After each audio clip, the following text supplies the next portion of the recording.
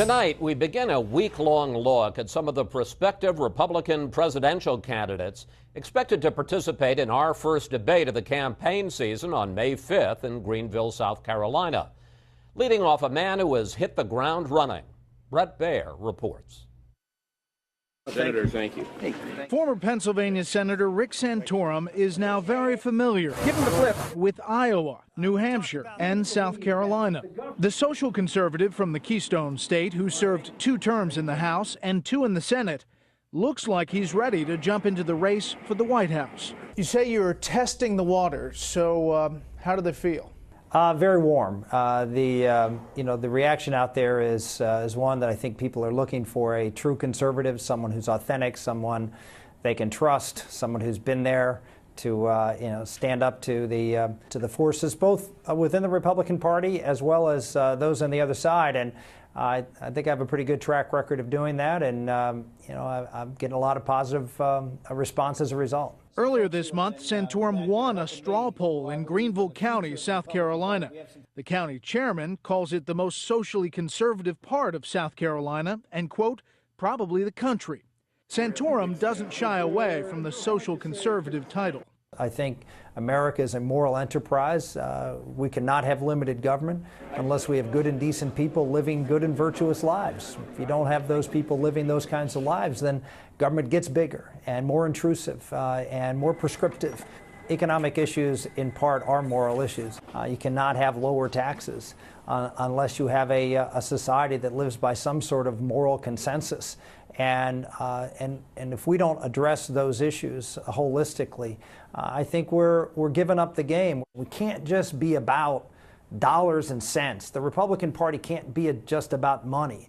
There's more to people's lives than money. Character and values and virtues and what kind of society our children are going to be living in. Those are the kinds of things that I think are important to talk about. Political analysts like Larry Sabato say there's no denying if he gets in, Santorum might draw some early support. He's going to appeal to the base in places like Iowa and maybe even South Carolina. But Sabato says Santorum's biggest vulnerability may stem from his 2006 loss to Democrat Bob Casey, who ousted the 2-term incumbent Santorum.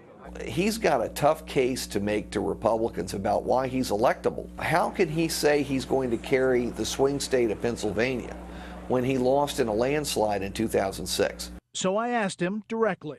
What do you say to potential voters out there who look at you and say, I like this guy, but he ran for Senate in a re-election bid in 2006 and lost by 18 points. What's to make me believe that he can get the presidency in 2012? Well, if they'd have said the same thing back in 1860, we wouldn't have Abraham Lincoln. The bottom line is that Americans understand that the road of anybody's road is paved with successes and failures, and that, in fact, makes you a better person. It hones you, it toughens you. Certainly my skin is as tough as anybody's right now as a result of what I went through in 2006. I will walk away, and we will walk away from this job, but with nothing but thanks to all of the wonderful people of this state, to all of the wonderful people who stood by us. If you look back at that election, I stuck to my core convictions. I didn't flinch. I talked about radical Islam and the threat of Iran when we were ensconced in an unpopular war in Iraq, and I'm out talking about the future threats that Iran poses to this country. I talked about the need to do entitlement reform when no one was interested in curbing the budget deficit, and I was talking about this baby boom generation retiring in 2011 and how we were going to have an explosion of debt and deficits as a result of that. Nobody wanted to hear that. So, yeah, in a bad election year, things didn't go very well. What people wanted was something different. But I don't think anyone's suggesting that 2012 is going to be anything like 2006. And the problems that I talked about, both abroad and here at home, have come home to roost and in a very big way. The presidential race is tough. You have 7 kids. You have a family. Where are they on this whole process? I'm blessed to have an amazing wife, Karen, who holds down the fort, and she's very supportive, as are the kids, in trying to follow God's call, and that's ultimately what it is. You have to make the judgment based on, as I walk this path, whether this is what I feel like I'm called to do. And if you feel like you're called to do it, then of course that's what you've got to do.